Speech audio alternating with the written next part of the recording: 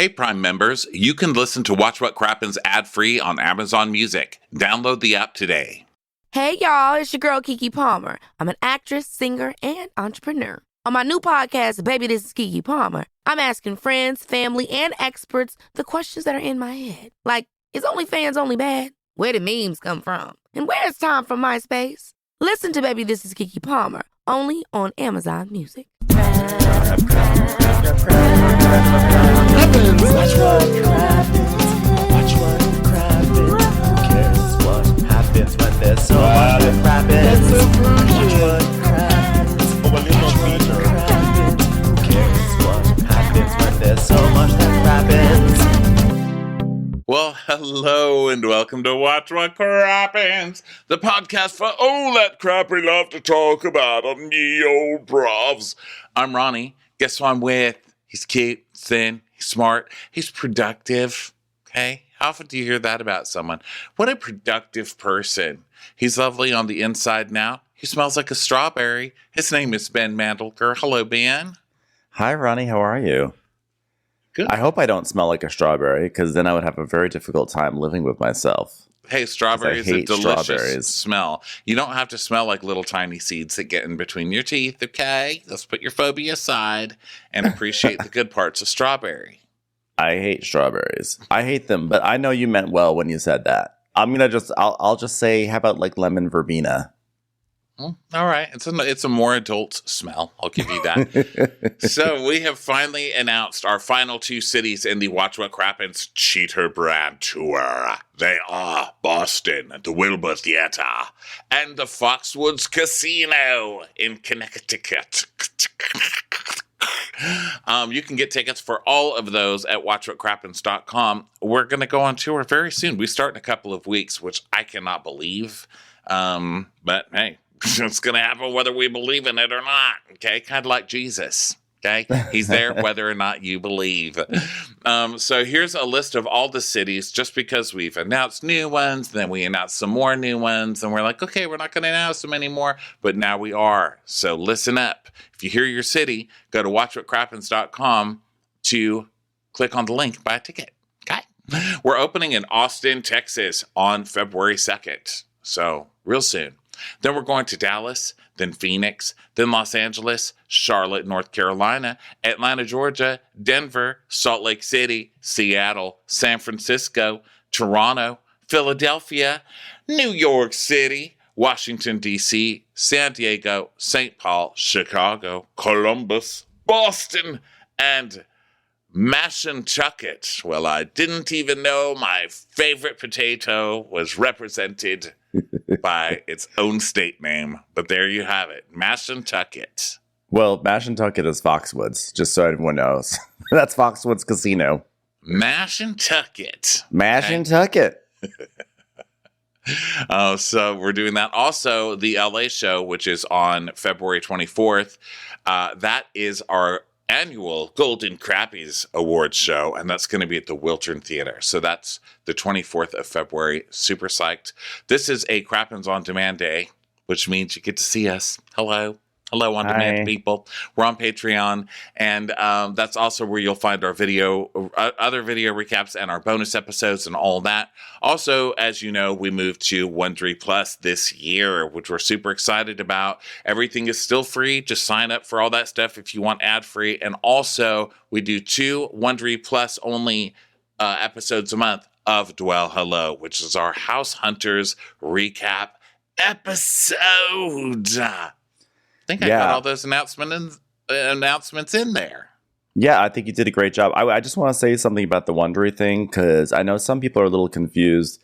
There's like very uninteresting stuff about how we upload episodes, but sometimes because of the way that the Apple podcast player works, sometimes the subscriber only version, which is ad free, sometimes that lands or goes live before the free one, usually by like a few minutes or like 10 minutes or something like that. It's really only an uploading thing. So if you go on there and you see like, oh, the recap for Below Deck or something is subscriber only, like don't freak out. Like the free one is like the non-subscriber one will come in time. So I don't want people to go on there and be like, what the hell? What the hell?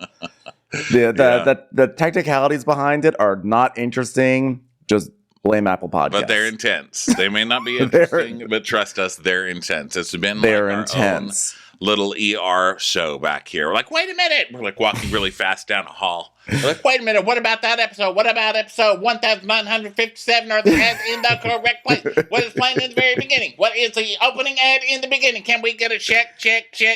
I need 10 cc's of pre-roll right away. No, there is no pulse. Yeah, it's been crazy for us. So let's get into another ER situation.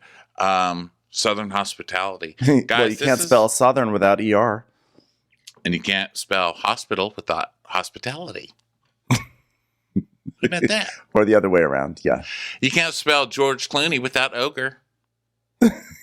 Can't spell Anthony Edwards without Tony.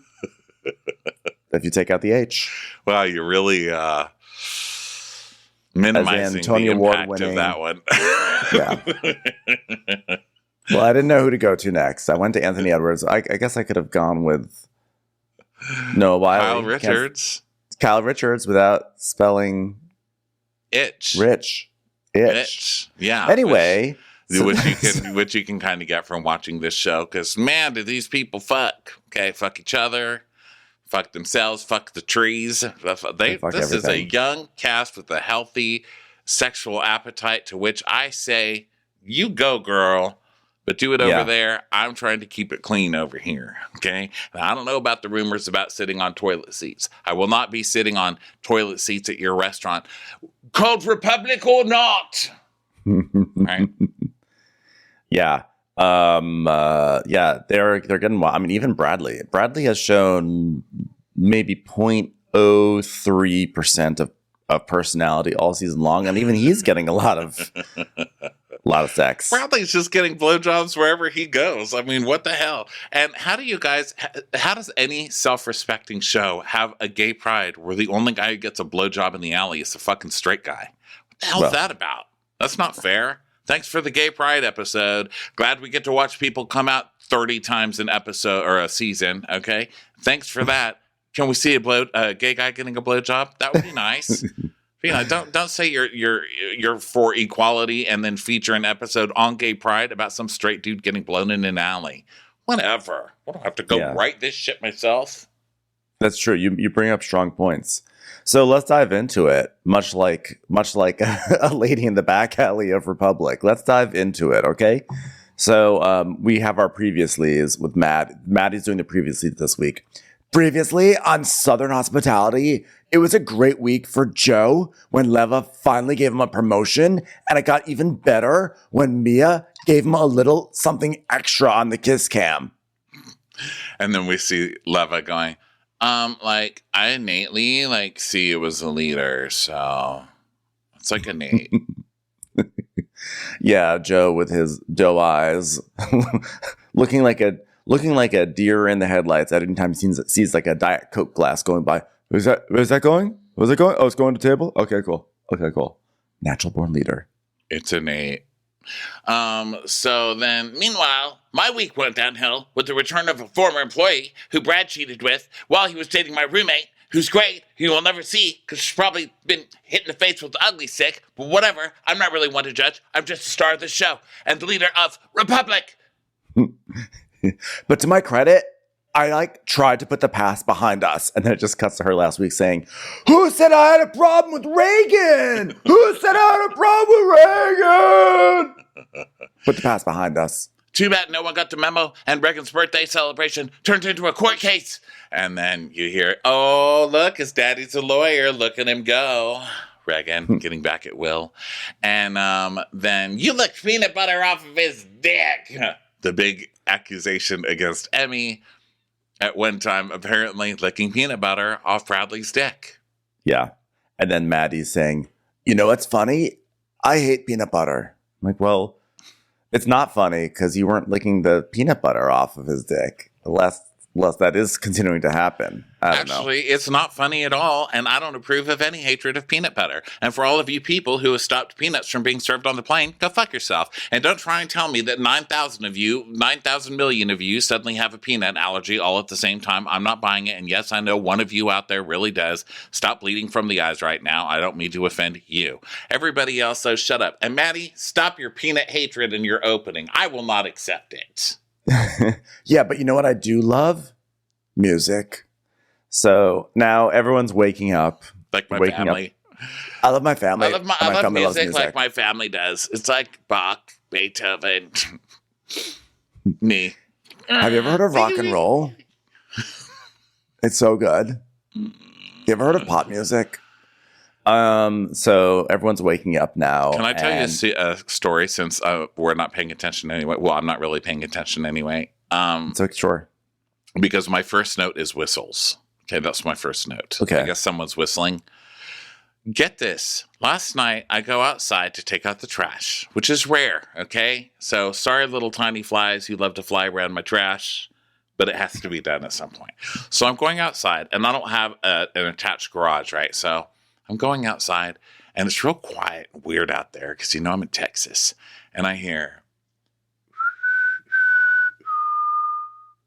And I just kind of stopped. I was like, what's that? Because it sounded like right by me. That's the sound of me going back inside. And then I hear... I'm like, what is that? And now I'm frozen up against the garage door. Like, that is somebody here. What are they doing? Like, am I supposed to run and start screaming? Because it's like a horror movie, but anyone... Who would try and kill me? First of all, I'm like some fat middle-aged guy. Middle-aged guy. You don't kill fat middle-aged bald people. You kill like hot young girls in bikinis, you know? Like I have Lifetime. So I'm like freaking out, and then I don't hear it again. So I like kind of sneak in and throw away my trash. I'm like, I can't believe I'm going to die like a hot, slutty girl death. Like I was kind of excited. I was like, what is it going to look like, you know? So nobody killed me. So then I'm laying down. I'm kind of disappointed, right? Because like, here I am, still alive. And so on our Facebook community post, someone said, hey, so something weird happened right now. A big white pickup truck pulled up to me really slowly and started whistle. Like I just heard a whistle. I just got chills. Isn't that crazy? And then everyone's commenting, oh my God, I heard this too. And one lady's like, yeah, my daughter was in a hot tub on our deck in the backyard and just heard this whistle, which I'm guessing is... It's the ghost of P.C. Richards and Sons. And everybody was commenting, and I usually don't like commenting on neighborhood things because I don't want people to know, you know, I'm alive. And so I just wrote, that happened to me too. It creeped me out. And then nobody commented on my thing. And I'm like, of course, everyone's worried about the daughter in the fucking hot tub. Fuck the fat guy down the street, baldy. No one cares about him. They probably think it's me now. And like, now that's me showing up at the scene of the crime just to see all the people who were affected. They're just like, wow, does anyone really care what the dog napper of the neighborhood has to say about the situation? It was probably him in the first place. It is very much like P.C. Richards. It's just like if P.C. Richards were up to no good on like a stage play. Oh, that's just so creepy. Did you find out who was the whistler? No, I haven't found out. And I've been checking you know, there's a bunch of different people with different theories. Like, oh, it's probably someone who lost their dog. You know? Yeah, that's what I was going to say. But that's creepy shit. Just like pulling up really slowly to homes and going... That's fucking weird. If you lose your dog, anyone with a dog knows. When you lose your dog, you go, Bueller, God damn it, I'm gonna fucking kill you if you don't get over it, Bueller. And then you hear like uncontrollable sobbing, and then you hear like agreements with God, like, I'll start counting my calories and being nice to children if you just bring me Bueller back. It's not just a silent. Yeah. Weird. Well, maybe they were looking for a cat. I feel like maybe a cat would respond to that. A cat would not respond to like, get back here. A cat would be like, oh, what's that beguiling sound? Well, whatever. I'm terrified. That's terrifying. just one more excuse to never leave the house, you know? Yeah. Well, you know who does seem like they would get killed in a horror movie? Every single person in the cast of Southern Hospitality. That's our recap. Thank you. That's our recap. So let's see. You think you want to fight with me, huh? You think you want to fight with me? And then, I don't know, everyone's yelling. So now it's the next day after this big fight. And everyone's waking up and they're in bed. They're sort of like, they're doing that thing when they're like, what a crazy night. So first we have Trevor and Maddie in their bed, and Trevor goes, this is their relationship. Trevor goes, that was a lot. Like, that was a lot. And then Maddie goes, it was a lot. I just like didn't expect Brad to do that. It was a lot. That was a lot. It was a lot. It was a lot. A lot. And then we see Joe waking up. He's so hot. So he's there, and he's got such a pretty bedroom. He's got like a tree background. I don't know if it's like a tree wallpaper, but you know I love tree stuff. I had trees, like, that's my theme. Dry sticks. I love that. So you have like a tree background and then like a blue velvet bed post thing. Come to our side, Joe. You're on the wrong side. This is the Pride episode, Joe. Come back to the 5 and dime, Joey Dean. Come on, darling. I did not make mental note of Joe's bedroom, but it sounds lovely. Sounds like a bedroom that shows like a lot of leadership. So, yeah, it's going to be good. And then we have Will and Emmy waking up together, and Will is like, you know, everyone has their past, but their past isn't covered in peanut butter. And she goes, touche. Like, why are you roasting your girlfriend? No kidding. Especially when she took the effort to like party all night, then get up first thing in the morning and get her hair straightened and highlighted. I mean, how could you treat her like that? She probably has like a gorgeous charcuterie board waiting on the counter for you. So then we get to work at Republic, and everybody's doing work things. Like Joe's making a table map, Will's cutting limes, TJ's vacuuming an orange. He's like, orange nice and clean. Must be clean, mother. And then Maddie goes, I always call Republic a well-oiled machine. And then she starts to demonstrate what a well-oiled machine is, which is that she takes her hands. She makes like little hockey sticks with her hands and starts like moving them up and down in front of her face. It's a well-oiled machine. It's like wheels in motion. And she's not, by the way, making any sort of wheels in motion movement with her hands. She just has little hockey sticks. It's like a well-oiled machine with wheels in motion. But like if the team's like not getting along at Republic, like the guests can read that energy. And it's like important to like walk in and be positive and be like part of a team. And then like, cause if you're not, then like everyone in like the fucking room can feel that like well-oiled machine is just like not a machine that's well-oiled anymore. And now its pistons are like, ba, ba, ba, ba, ba, ba, ba, which is like a musical beat, which is cool because I love music. So I don't know what I'm saying anymore. This is Republic, and when one of us gets a blowjob in the alley, all of us feel that blowjob in the, oh God, oh God, oh God. See? I like the way she talks about the customers at Republic as if they're all dogs. Because you know it's like, oh, you know, dogs, they smell fear. They can sense fear. They can tell when there's fear. I don't think anyone showing up in their Tommy Bahama button-down shirt, already wasted off of a 6-pack of Schlitz, walk stumbling into Republic and be like, wait a second. The vibe in here is a little off. Was there some infighting with the staff? I don't know if I can be here. I'm going to go somewhere else. Hold on a second. I put on my best Old Navy cargo shorts from 1997 on today, and I will not be in a place without people getting along. Now, hold on. I'm going to pull out a map of this neighborhood. I just got to remember which pocket it's in. Front. No, maybe it's the other front. God damn it. It's probably the third front. Fuck these pants. I ain't coming in there. You know, I have to say it would have been a perfect birthday, but I sort of censored the girl who was carrying the sign that said, happy birthday, Mr. That she was a little upset at someone because someone else may have gotten a blowjob. I don't know. Just my feeling. So Maddie goes out to Joe by the door, you know, the ultimate spot when you rule everything at Republic, standing at the valet stand. So she goes out there and he's like, hey, like Crappens is here. Yeah, like, he keeps sneaking in there. Like, listen, last night was like a fucking roller coaster, and it's been sneaking in my head. Because, like, you know what happened? You yelled at me, and you've, like, never yelled at me like that. And I've never yelled at you like that. And then we see a clip of Maddie being like, be a man, Joe! Be a fucking man, Joe! Be a man, Joe! Be a man, Joe! And he's like, what does that mean? You know, that was like a really shitty feeling.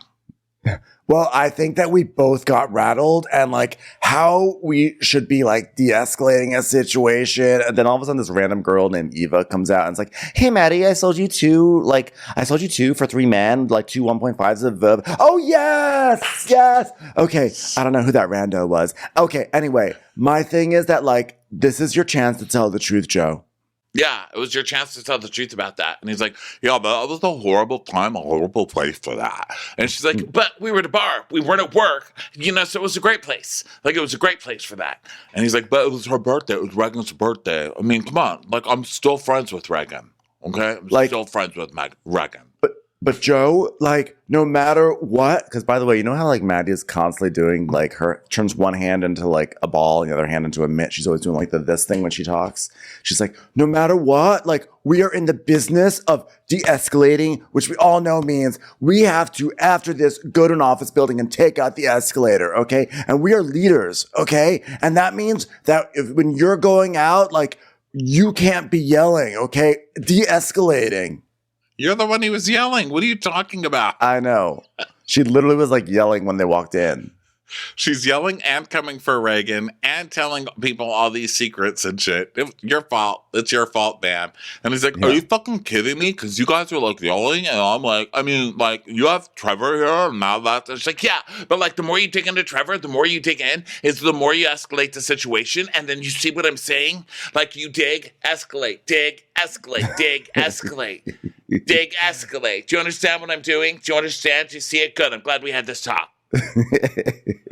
Yeah, I see it. You know, I think it's like more sad. Like I'm more sad than like angry at this point. Like I think I'm seeing me and Maddie's relationship disintegrate like right before in front of my eyes, and it feel especially because it happened on a kiss cam, and I feel like it's because of Trevor, and it's like actually heartbreaking. It's time for a commercial. It's time for a Crappens. Hey, I'm Arisha. And I'm Brooke. And we're the hosts of Wondery's podcast, Even the Rich, where we bring you absolutely true and absolutely shocking stories about the most famous families and biggest celebrities the world has ever seen. Our newest series is all about the incomparable diva, Whitney Houston.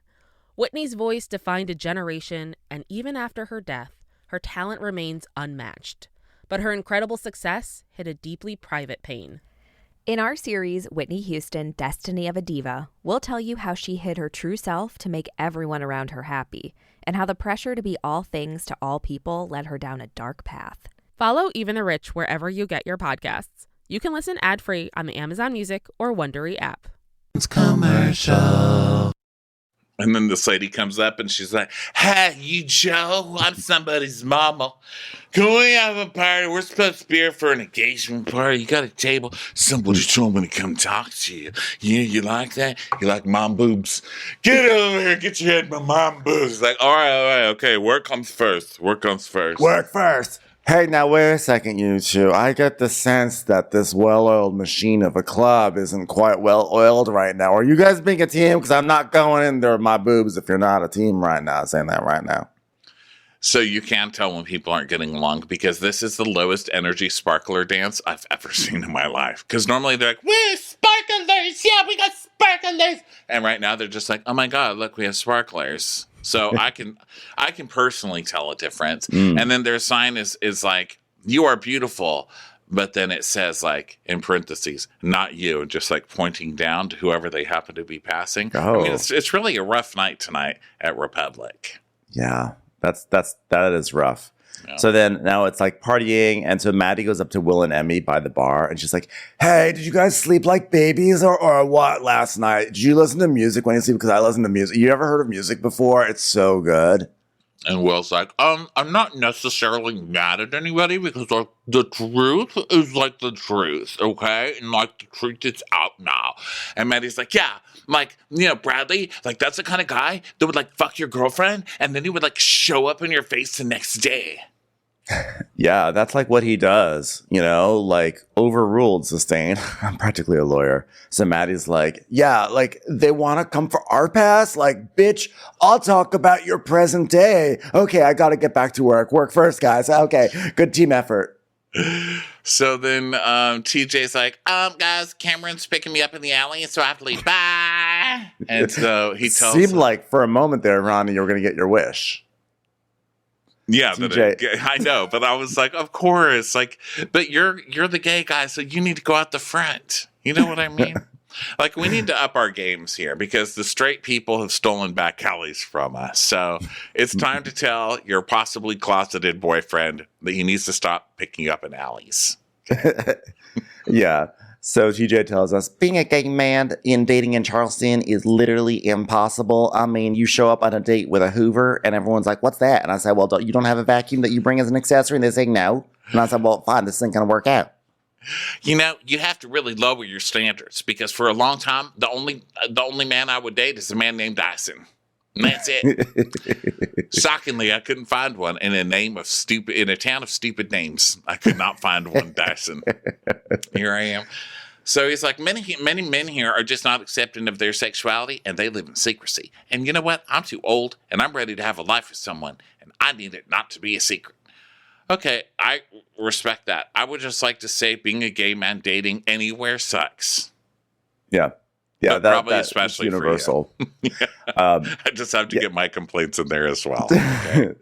Well, I like that he's like, I just need to live my truth. And so he meets up with this guy, Cameron. He goes, you smell like salt water. I was like, to be able to call someone else smelling like salt water and be able to say that in public, wow, that is an honor. And then does Cameron say little Jimmy is salty? What does that mean? He said, I'm a little Jimmy, like he went to the gym and sweaty. Oh, yeah. So I'm a little Jimmy, so like little Jimmy is salty. And sweaty. Oh, okay. Yeah. TJ says, you know, I really like him. Okay. When we met on Hinge, I put my filter on Bill Pullman's and he came right up and I was like, this is going to be the one for me. We met on Hinge. Actually, I was really just looking to make a closet door that I keep my vacuum cleaner in, not squeak so much because goddamn, everyone can hear every time I'm about to vacuum. They start pumping on the ceiling saying, stop it, gay person. Stop it. But apparently Hinge is a gay dating app and, so I met this Republican congressman there, and here we are. I think I really like him. I mean, there is one red flag. He just got out of an 8-year relationship with a woman. I mean, what could go wrong? Hey, I say that's not a red flag at all. I mean, that sounds like fresh baked bread to me. They haven't been tainted by gay life yet. Okay, get them while they're fresh. Yeah. So now Leva shows up Joe's still at the stand doing nothing. We're like, oh, yeah.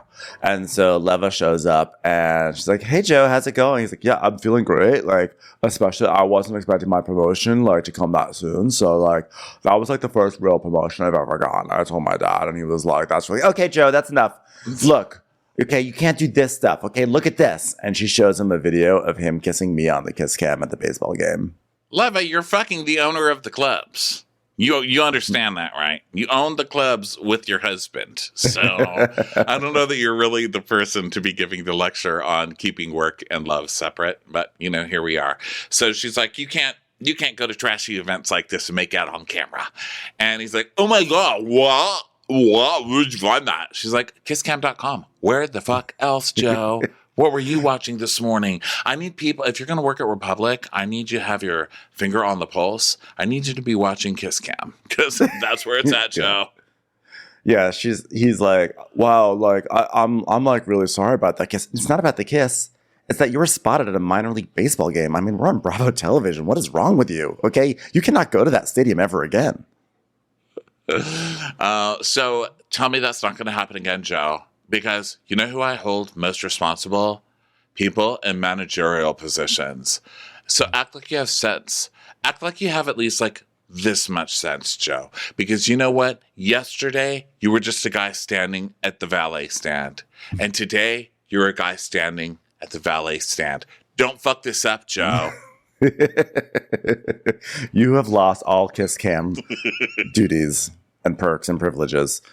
So Joe's like, Manager Joe, now I have the new responsibility. I can't be doing that. I'm sorry. I won't go on the kiss cam anymore. Thanks, Joe. Thanks. So now it's a whole new day. A whole new day. And Brad he's at a daytime date with a blonde girl. We find out her name is Kayla. And they're ordering margaritas and something called a triple dipper, which may also be Bradley's nickname after this show is done airing. So he orders an habanero marg. And he talks about how he met Kayla at Republic. And he's like, yeah, I started doing Body by Brad. And she reached out trying to work out. And the next thing you know, we're making out. And she's like, how is training going? And he's like, I'm glad you're not training anymore. She was a costly loss because now we work out. And instead of paying me with money, we came to a different agreement. Huh? Like, really, there's nothing that he can't make sound boring. I know. He's like describing a whole porno. And I'm like, FF. Yeah, like, okay, FF. fine. It's literally a porno. I think he must seduce women with his Larry King shoulders. You notice he sits at a table like Larry King. He brings his shoulders up and he leans forward. He's like, so, tell me about you. 1982. You were cast in your first movie role. I was not even born then. You'll never unsee it. You'll never unsee his Larry King shoulders. He's like, sorry, I had to stop training you, but I don't sleep with clients.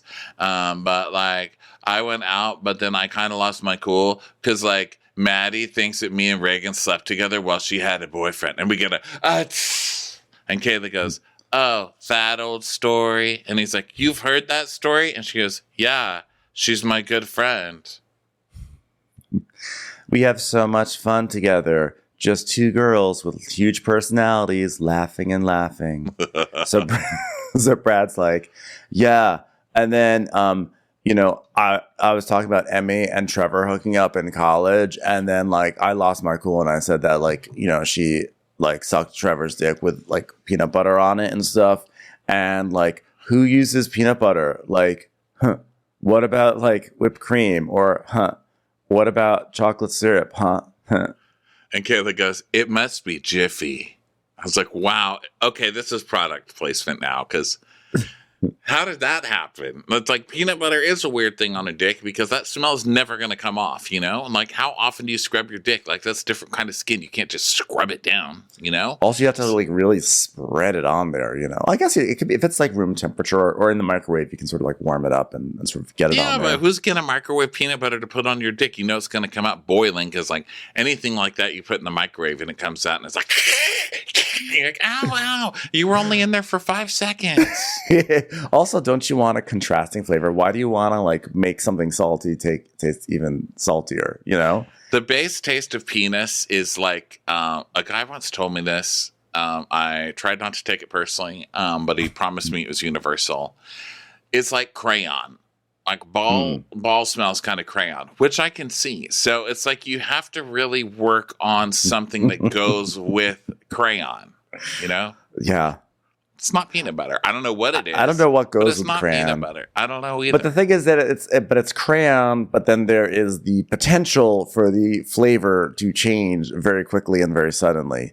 And I feel like the peanut butter is not a compliment to that. It's not a good mixer, right? Yeah. Yeah, you need something that's going to like mix with the client. I don't know. It's a weird thing. I think about. What if you added chocolate syrup to the peanut butter? Now you're really going down a good path. I don't know. So she's like, it must be Jiffy. And I was like, congrats, Jiffy, because you just got a huge endorsement.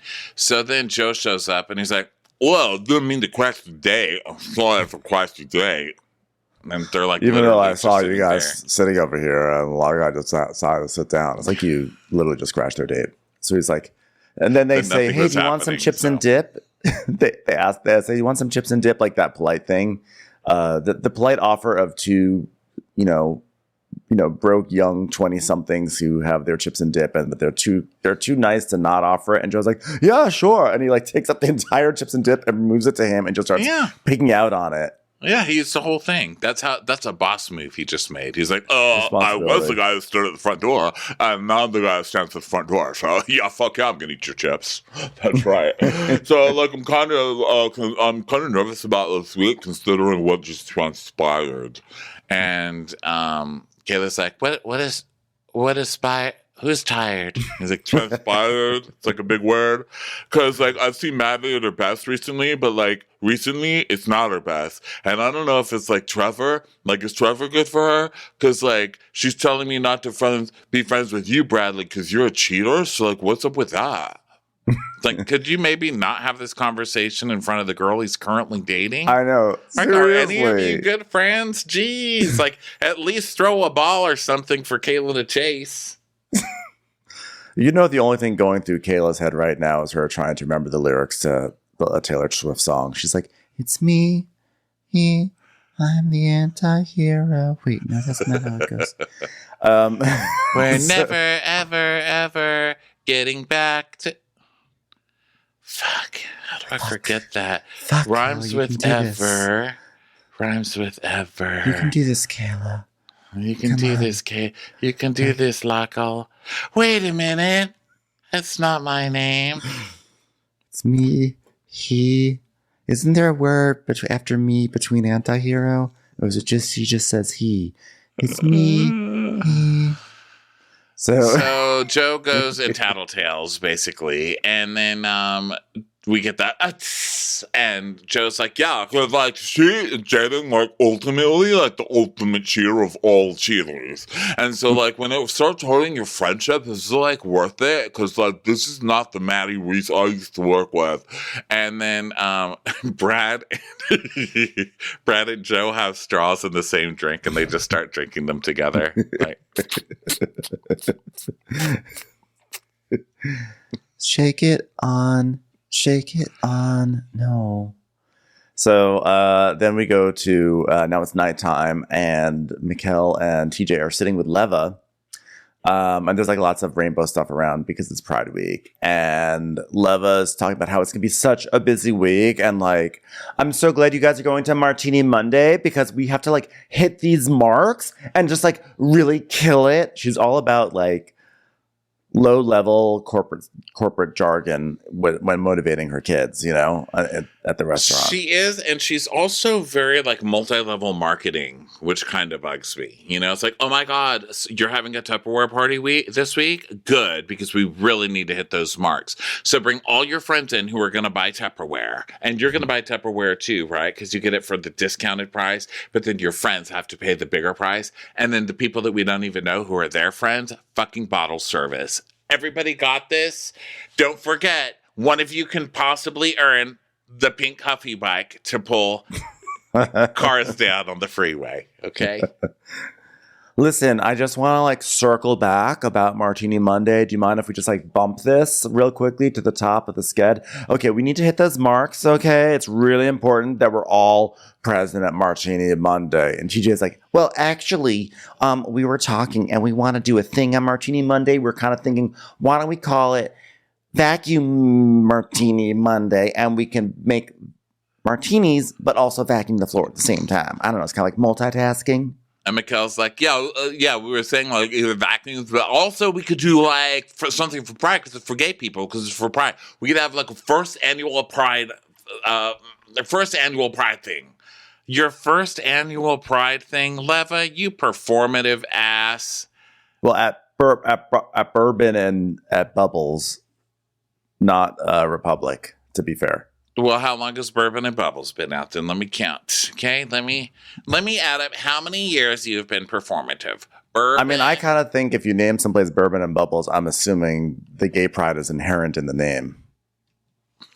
Not to be a defender. Bourbon and Bubbles sounds to me like a gay bar. It does? What about Bourbon sounds gay to you?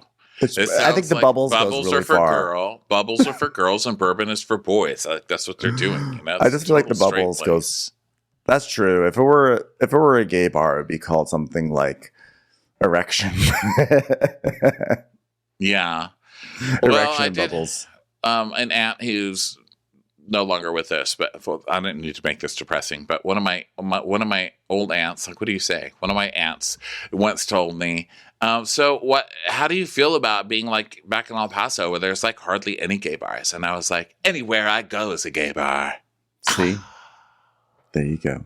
Then I like brushed my hair back and like went to a gay bar. I went to the OP, like our only gay bar. Okay, I can't find a wiki for bourbon and bubbles, so we were trying to like kind of tap dance there until we could find the wiki for the opening day. But let me tell you, I can't find the opening day. Yeah, well, they are now getting on board the gay train. Okay, at Bourbon and Bubs B&B. I'm trying to look for that statue that Catherine's family member. Remember when they were like, that Calhoun statue is so offensive, and then Leva's like, yeah, let's take it down, and we're gonna put it in front of Bourbon and Bubbles. And now it's like a gay guy in front of Bourbon and Bubbles that says established in 20 whatever, but I can't find a statue online. So we'll have to get to the bottom of it about why Bourbon and Bubbles took so long to get on the gay pride train. But either way, Leva's like, yeah, so we're gonna do like we'll do a gay pride like celebratory aftermath Monday or something like that. And TJ's like, yes, we've already done a lot of work. Okay, for instance, I got a drink menu. Okay, I got a drink menu made at Kinko's. Okay, I also got some cocktail napkins. I saw Party City. They're really cute. They really just say Happy Sweet 16. That was the closest I could get to gay. Okay, but it felt good. And then I found some little umbrellas. So like we're doing a bang up job. And Leva's like, yeah, that's really good because here we're gonna have like a balloon arch, and we'll have a lot of like posters and streamers and everything. I just love that like TJ was so excited about his cocktail napkins, and Leva already has like a giant diorama built for Republic with rainbow colors everywhere. Yeah. And she's like, there's a few of you going to the parade. Listen, I can't give all my strong staff the day off, so I was like hoping you'd come in at 4:00 to Pride, the gay people. Okay, make the fucking straight people work it. So I know, that is hilarious. I mean, come on. And so Mikel's like, yeah, and Joe and Brad, they're going to wear drag. Everyone on this show talks funny, which, by the way, I love. Okay, everyone has like their own. Everyone has their own thing on this show. So he's like, yeah, Joe and Brad are going to wear drag. They're going to like wear drag. They're going to look great in drag. I was like, this is borderline offensive, this whole Pride episode. I'm just going to say it right now. Now you're going to make the gay guys make fun of drag? Come on. I mean, the straight guys. Did I say the straight guys? You said the gay guys. I meant the straight guys. Yeah. Well, what's funny is we see a flashback of how Mikel invited Joe and Brad to dress in drag for a gay pride. And we see the whole cast, they're just lying on the grass. They're just like lying down somewhere. Like they don't even have activities for them anymore. They're like, okay, we found a patch of grass for you guys. Just like lie down there. So they're all lying off by like next to a sidewalk or something. And Mikel's like, hey, Brad, if you want to be my friend again, you got to dress up like a woman. Will you do it, Brad? And he's like, yeah, sure. Okay, great. Do I have to get off the grass? Because I like the grass. No, you can stay on the grass. And Mikel's like, yeah, because like Pride is where like everyone like comes together because it's like Pride. And Leva goes, yeah, it means like no fear. And he goes, yeah. And like seeing how much our friends support us, like I'm like, damn, like I never even processed like what it's like being gay in America. Like I just want to live my truth. I'm gay. I think it's very sweet that Mikel is on this journey. I also think it's hilarious every time he announces it as if it were a little unclear to passersby.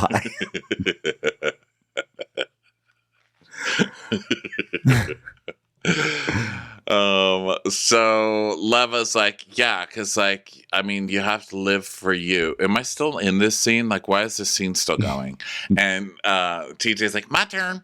Well, when I first accepted I was gay, well, like, look, in high school, we did this thing where it was like a trip and everyone gets houses. And then there was this guy that went to another school and we like hooked up. And then my mom called and said, hey, are there any cute girls that you're hooking up with? And then when I got off the phone, I just lost it. And Levitt goes, like, crying, having a breakdown. He's like, vacuuming my mouth. I mean, you would not believe what was left in there after he left. And I've never stopped vacuuming ever since. I'm gay! It's time for a commercial. It's time for a Crappens commercial. So basically, TJ never had a conversation with his parents, and he's just been hiding that part of his life, and it's put a strain on his relationship. So, healthy. So then Mikel is like, he's like, you know what, like, whoa, I just realized, like, maybe the reason why I'm not really close to my family is because, like, I haven't told them that I'm gay. Maybe, like, wow, like, you think it's hard coming out in the South in general, but try coming out to, like, 2 pastors, right? Leva's like, hi, sorry, yeah, I've got to meet my mark, and my mark is for other conversations with other people, so bye. Speaking of pastors, on to greener. Okay, bye.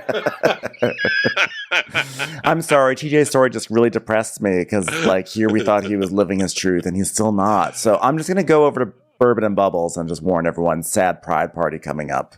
Yeah, God, but imagine from coming out in front of 2 preachers, the most accepting people on the planet. Isn't that sad? Because that's how it should be. That's how it should be. No, by the way, I'm being jokey, but I actually feel really bad for both of them because it's, it's a shame that they have to have those obstacles to just being who they are.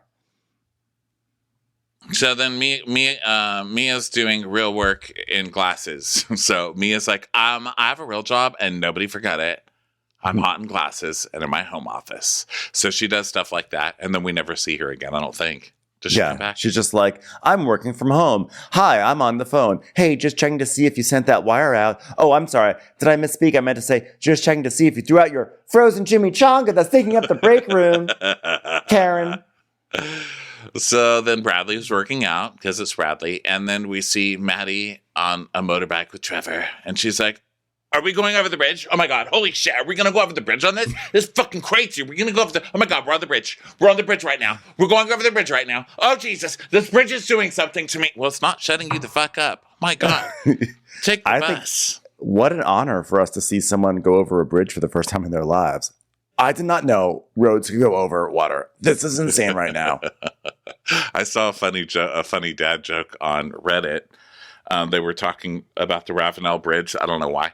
But someone said, my grandpa made this joke that Thomas's grandfather built the bridge, but Thomas put in all the white lines.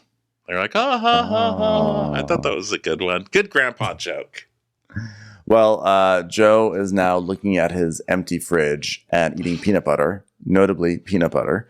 And then we see Lucia, and she's meditating with her man, Devon, and they're like meditating by a fence. And she's like, what are you thinking about? He's like, well, I'm thinking about certainty and respect, communication, and turns out he's like not sure. Okay, Devon. Okay, let's meditate so you can get your fucking feelings out when you were the shitty one in the first place. Okay, he's like, yeah, those are foundations for any progression moving forward because, like, if we're gonna get back together, we have to make sure this is right. And she's like, yeah, we're going through a rough patch because a few months ago I had a relationship with someone before Devon and didn't tell him.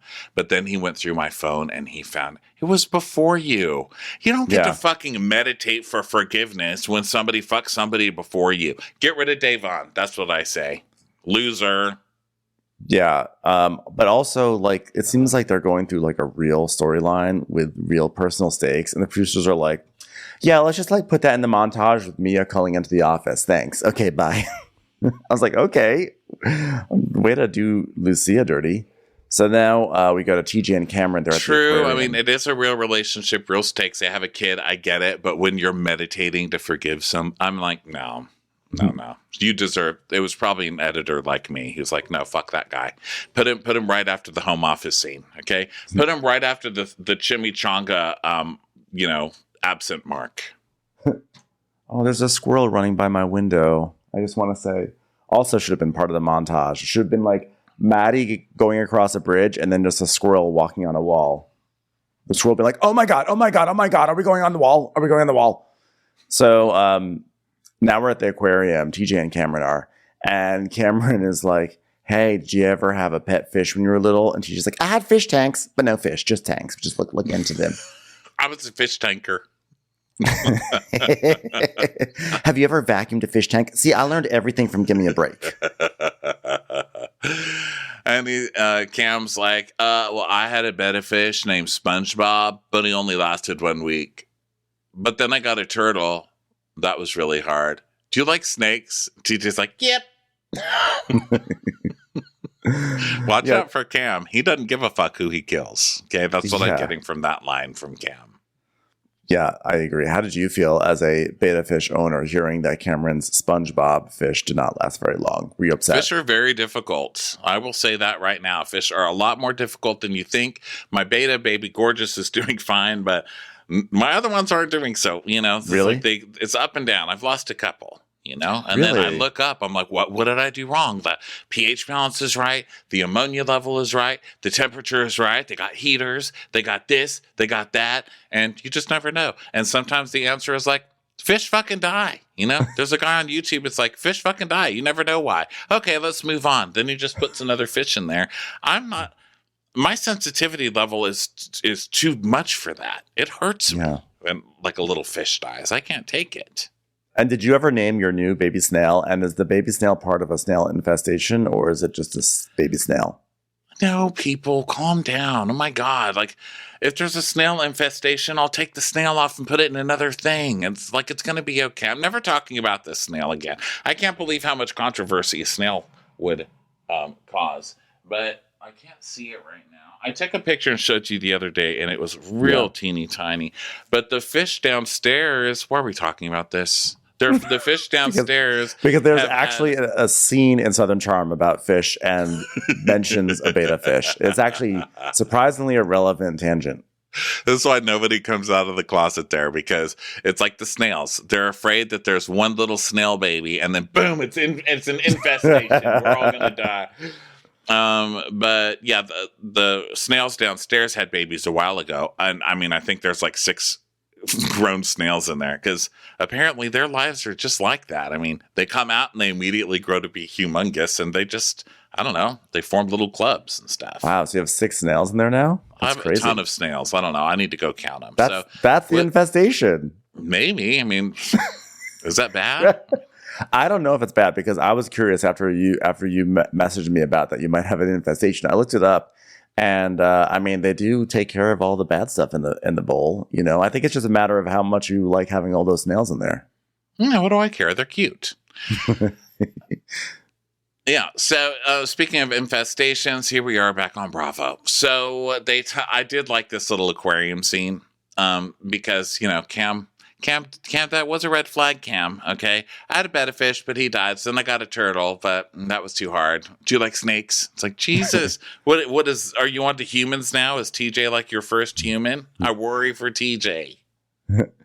I'll tell you who's having a great day is Grace Lilly, who we haven't even seen all episode. I mean, this is a gay pride episode. You're going to make us wait 20 minutes to see Grace Lilly. Hello. So she comes out and she's like, what a beautiful day. What a beautiful sunny day.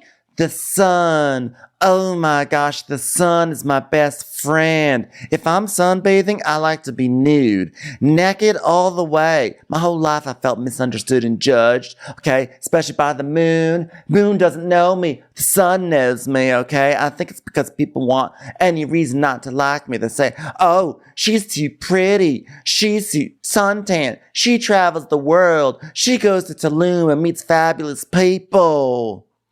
Yeah, everyone's just so jealous of me. Sorry, son. Yeah, so I just get naked and put motor oil on myself, okay? And one time I was in the neighborhood and putting this motor oil on my butt, and there were some moms in the neighborhood and they got so upset. So I can't go to that neighborhood pool anymore. Well, people aren't jealous of you. They want you to stop coochie shaming everybody else in the neighborhood. Who wants like a perfect naked little coochie, like putting sun lotion all over herself at the neighborhood pool? People are trying to keep their marriages together, ma'am. Also, I mean, was she naked at the public pool? Because that could also be a problem. She was. Meanwhile, it's Grace Lilly. You fucking know she was. We're learning what all sorts of people like on the show. So Grace Lilly loves the sun. And guess what Emmy loves? Blackout curtains. Yes, I love my blackout curtains. I get to sleep until noon, and I wake up and I waste half of my day, and I have the whole other half of my day to enjoy. Yeah, it's like, I can see half of the day. And Will's like, normal people are supposed to see the sun this type of day. Because, like, law school will never be an option if I sleep till noon every day. And where I want life to go doesn't seem like a life where blackout curtains are involved. You're the drunk one. You're the one who can't hold your fucking alcohol, sir. Emmy can get right. She can fall down on her face and get up and probably defend, 5 cases better than you ever could. You while are making in charge of your own damn life. Yeah, while making well-seasoned Brussels sprouts, too, I'd like to add. No, we're not going to blame Emmy's extremely high-class velvet olive green blackout curtains for your shitty ability to stop being a bartender and pass a bar exam, okay? That's up to you. Sorry. Yeah, exactly. And he goes, I grew up in a law firm that my dad and mom run, and, like, I have an ambition to do something more professional in my life than serve vodka sodas and Bud Lights. It's like, well, you certainly are. Well, good luck. Girl, you're a Nepo baby and you still can't become a lawyer? Jesus. All you would literally have to do is pass the test and your whole life is already set up for you. Come on, Will. Jesus. Yeah. What is it with these guys in Charleston having trouble focusing on their law careers? It seems to be a real issue. I don't know. So I have an answer for that. It was rhetorical. It was rhetorical, actually. It was Rhea Perlman-torical. It's Rhea Perlman. Rhea Perlman's like, come on, get your act together. If you want to be part of the Rhea and Danny law firm, you got to stop partying until 2 a.m.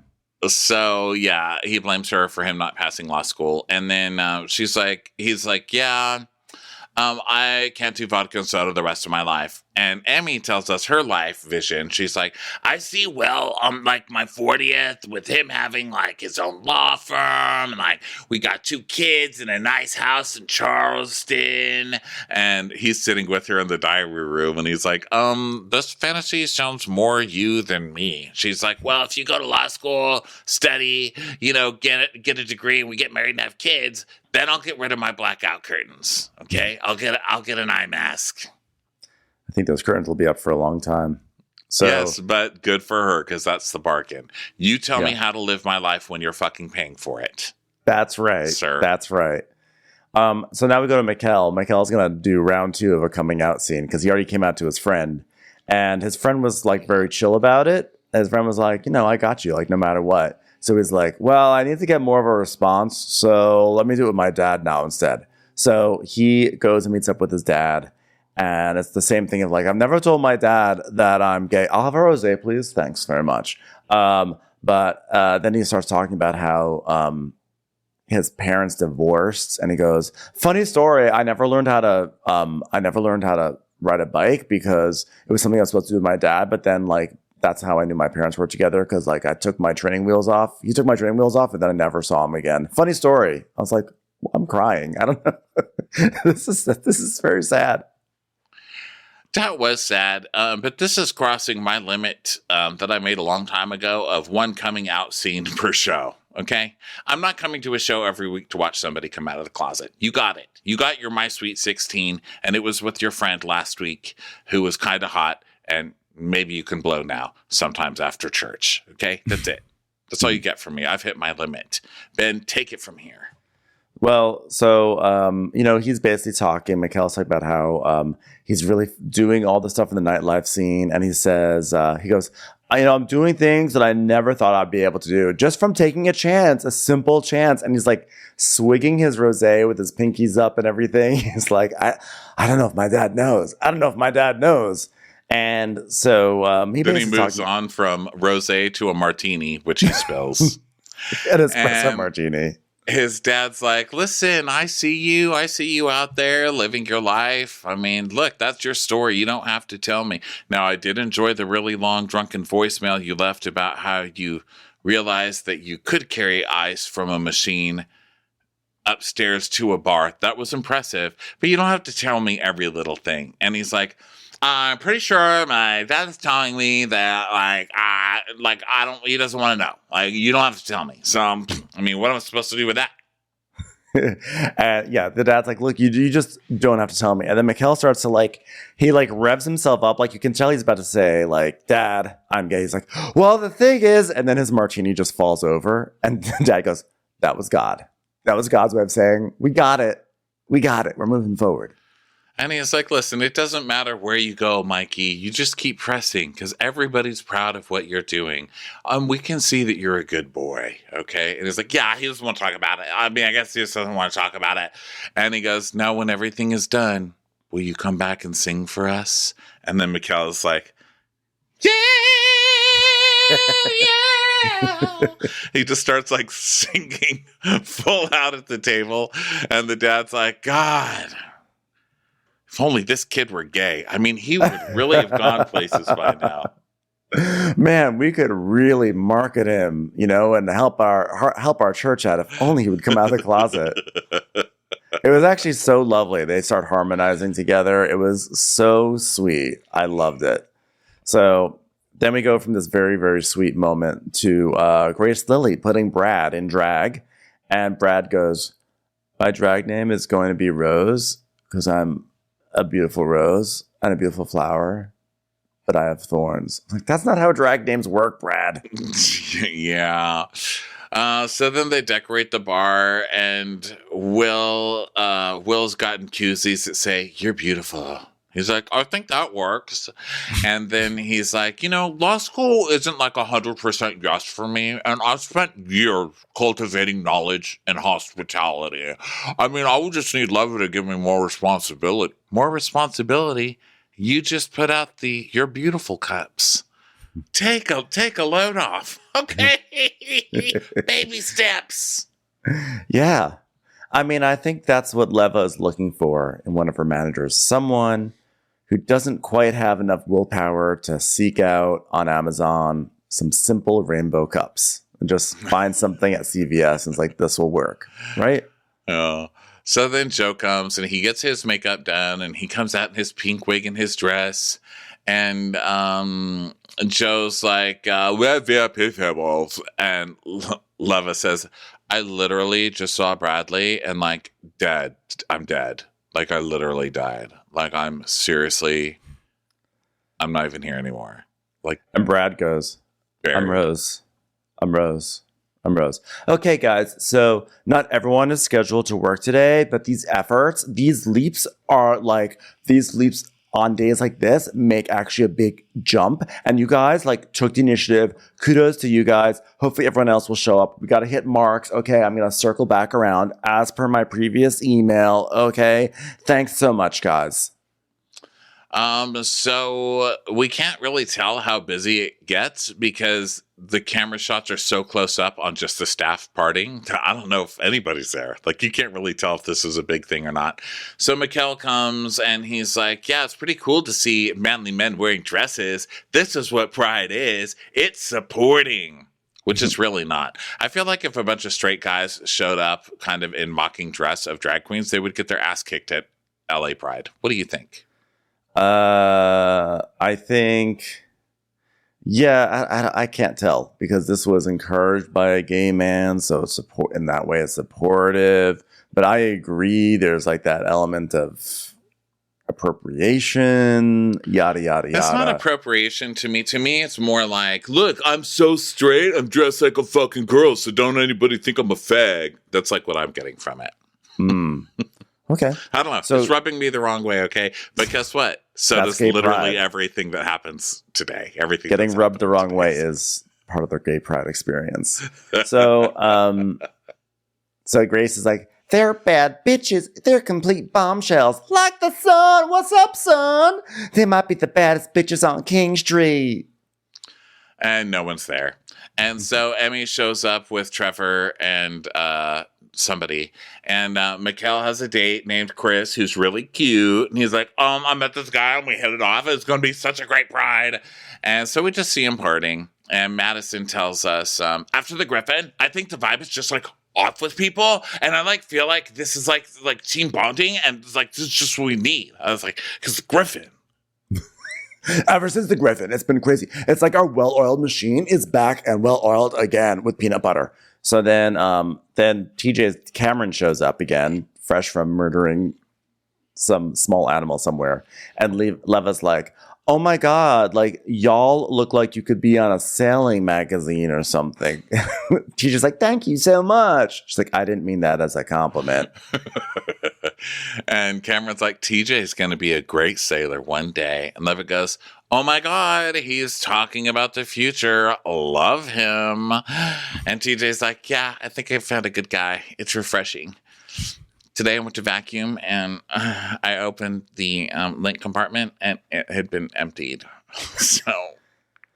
And then afterwards, when I was done vacuuming, he started whistling the Popeye theme song. You're going to be a great sailor someday, TJ. What does that mean? TJ's going to be a great sailor someday. Is this the path they're going down?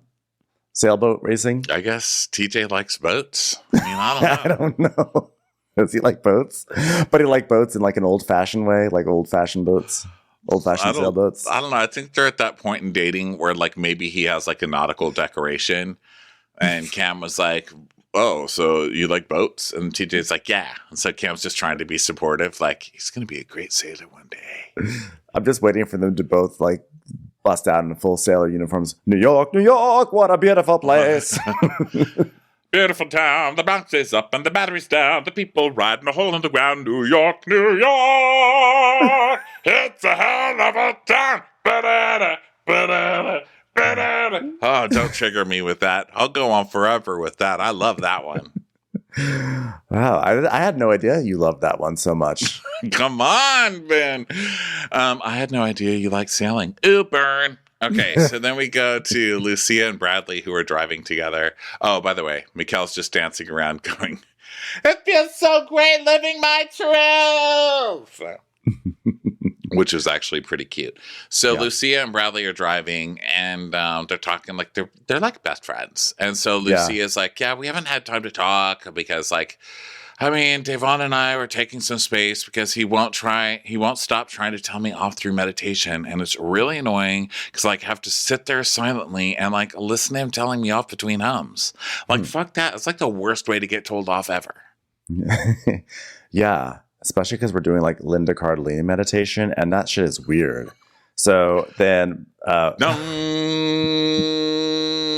season 4 of Dead Again, even though I'm not really sure how that would happen, but I'm sure it could if someone up there really cared. Reboot of Mad Men, but focusing on her character Sylvia, who's in like one episode. So Brad's like, does the unknown variables not bother you? And she goes, yeah, I mean, yeah, I guess. But like, I just had feelings as a girlfriend, but as a mother, I have to control those feelings, you know? And like, Devon's hurt. I mean, I get that he's hurt.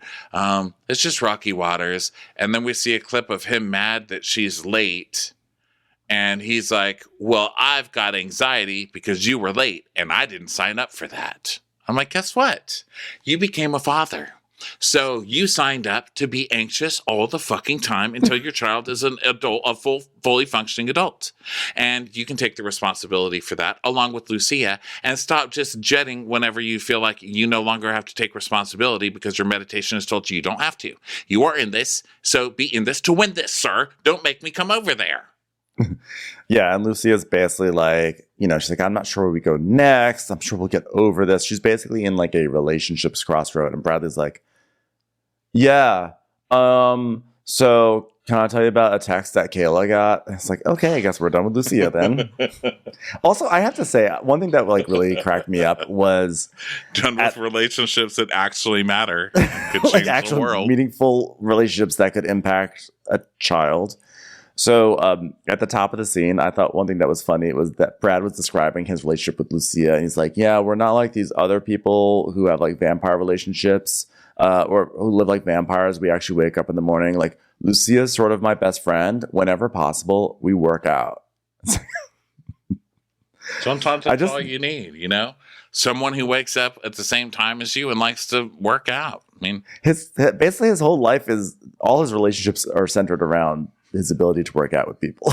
That's what that is. and what time you wake up. That's a big one.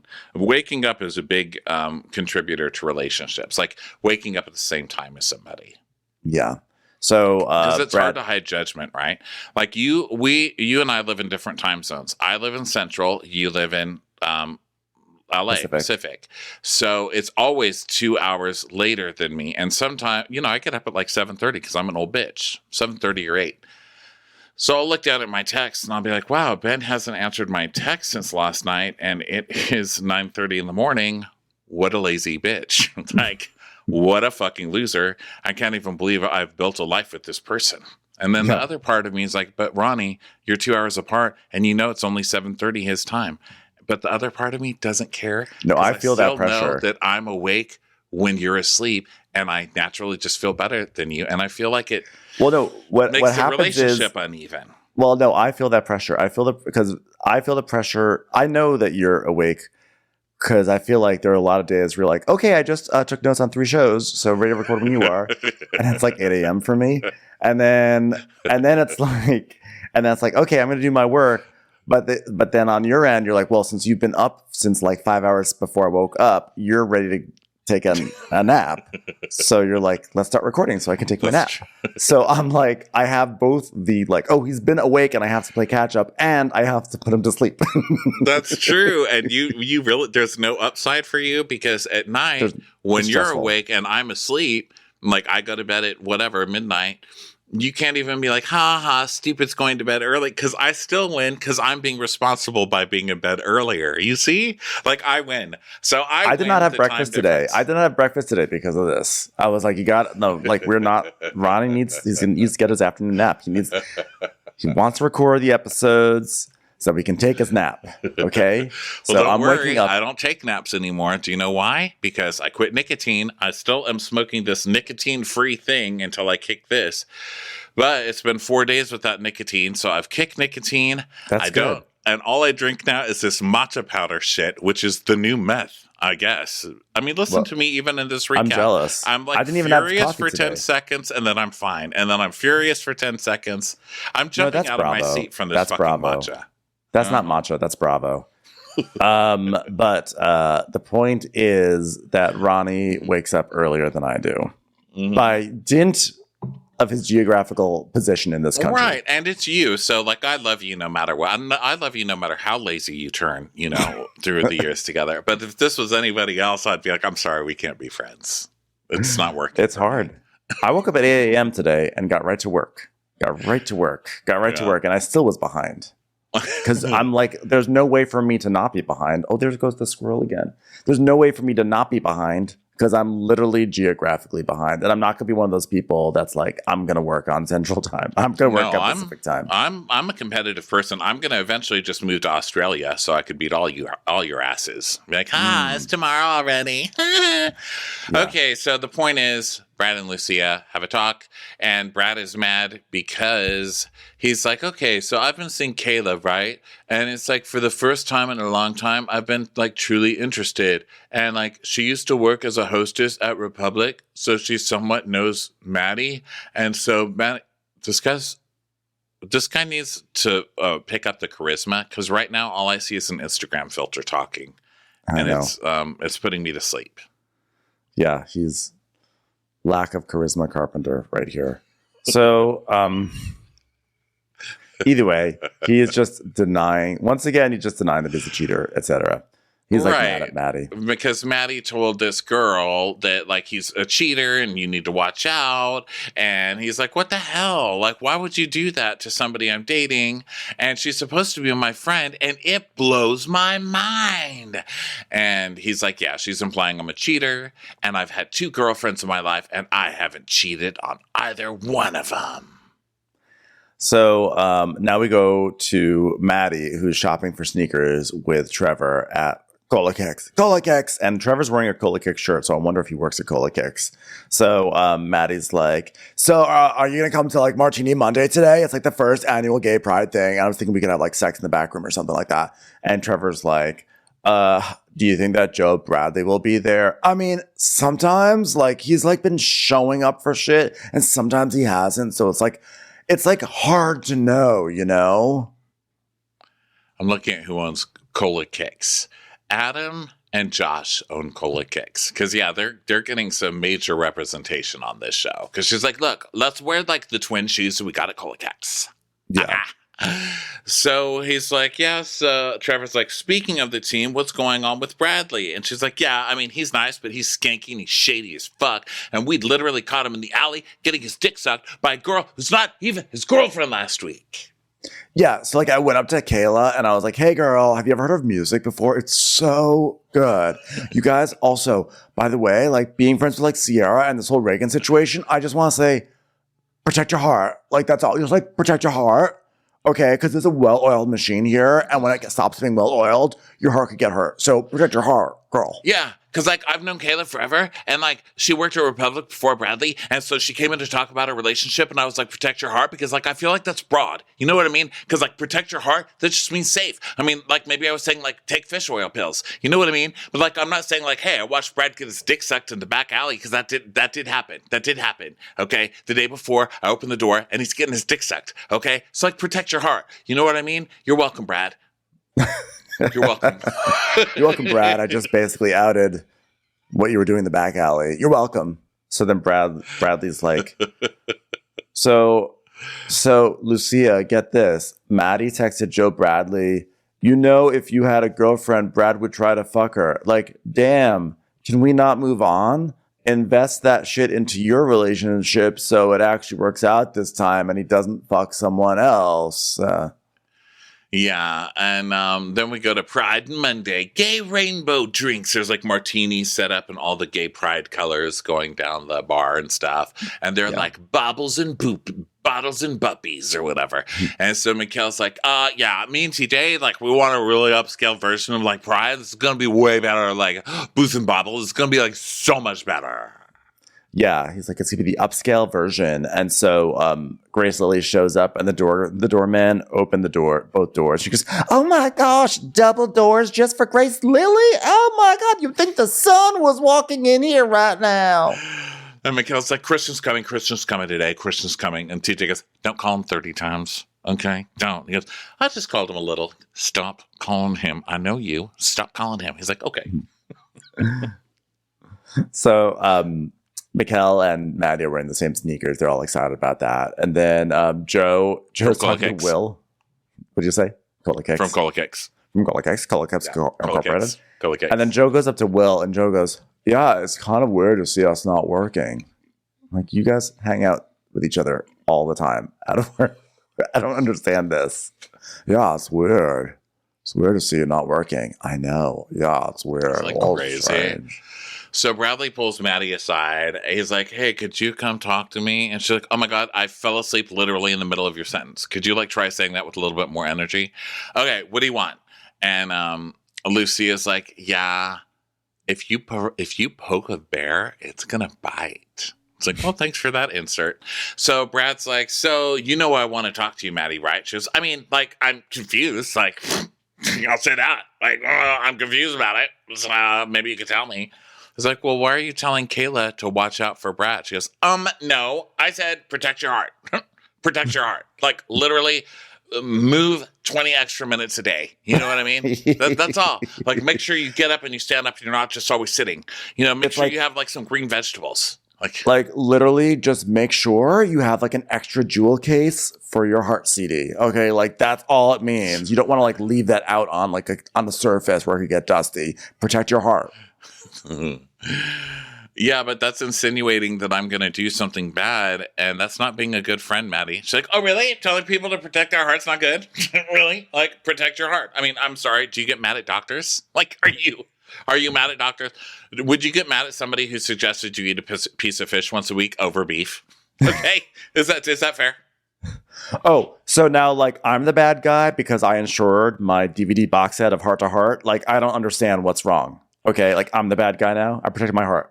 He's like, but you're giving her a reason to worry. I mean, that's some mean girl shit. Like, I would never do that to you. That's not cool. Why would you do that? She goes, Brad, I saw you in the alleyway with a girl like last week, and I was telling her to protect her heart. That's it. And like, listen, I don't know what terms like you're on, or like what, you know, if you're dating her. Like, I don't know if you're like on the terms where you're like in the alleyway and your zipper gets undone, she blows you. Like, are those the terms? Like, I literally don't know. So protect your heart. That's fucked up, Maddie. That's fucked up. And it goes, to be continued. Wow, Bradley got a to be continued. Yeah, congrats. Yeah, and congrats. it was actually the saddest TBC ever because it was next week on the season finale of Southern Hospitality. Season finale? What are you, stupid? No.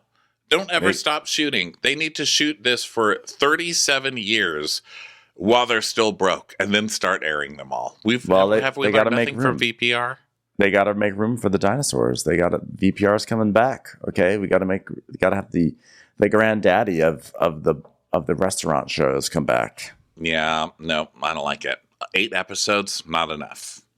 Yeah, it was great so far. Great season. So we got one more episode left. Thanks everyone for being here, for watching us on Crappens on Demand.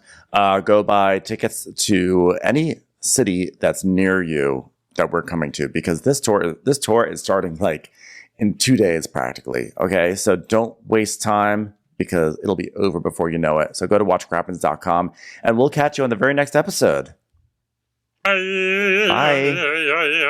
Watch What Crappens would like to thank its premium sponsors. Ain't no thing like Allison King. Ashley Savoni, she don't take no baloney. Dana C. Dana Do. She's not just a Sheila, she's a Daniela. Itchels. Aaron McNicholas. She don't miss no trickolas. Hava Nagila Weber. Jamie. She has no last namey. Sipped some scotch with Jessica Trotch. She's always supplying. It's Kelly Ryan. Kristen the Piston Anderson. You're never alone with Lacey Monteleone. Let's give a kisserino to Lisa Lino. Megan Berg, you can't have a burger without the Berg. Sarah Greenwood, she only uses her power for good. The Bay Area Betches. Betches. And our super premium sponsors. Always the wiser, it's Allison Weisler. Somebody get us 10 cc's of Betsy MD. We're taking the gold with Brenda Silva. Let's get real with Caitlin O'Neill. Don't get salty with Christine Pepper. Better do what she says, it's Elva Enriquez.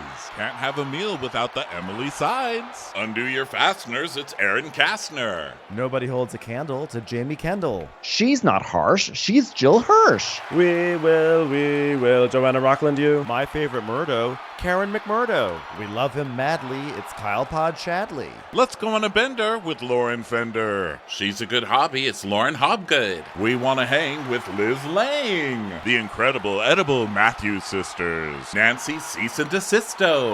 Give him hell, Miss Noel. She's the queen bee, it's Sarah Lemke. Shannon, out of a cannon, Anthony. Let's take off with Tamla Plain. She ain't no shrinking Violet Kuchar. We love you guys. Hey Prime members, you can listen to Watch What Crappens ad-free on Amazon Music. Download the Amazon Music app today. Or you can listen ad-free with Wondery Plus in Apple Podcasts. Before you go, tell us about yourself by completing a short survey at Wondery.com/survey.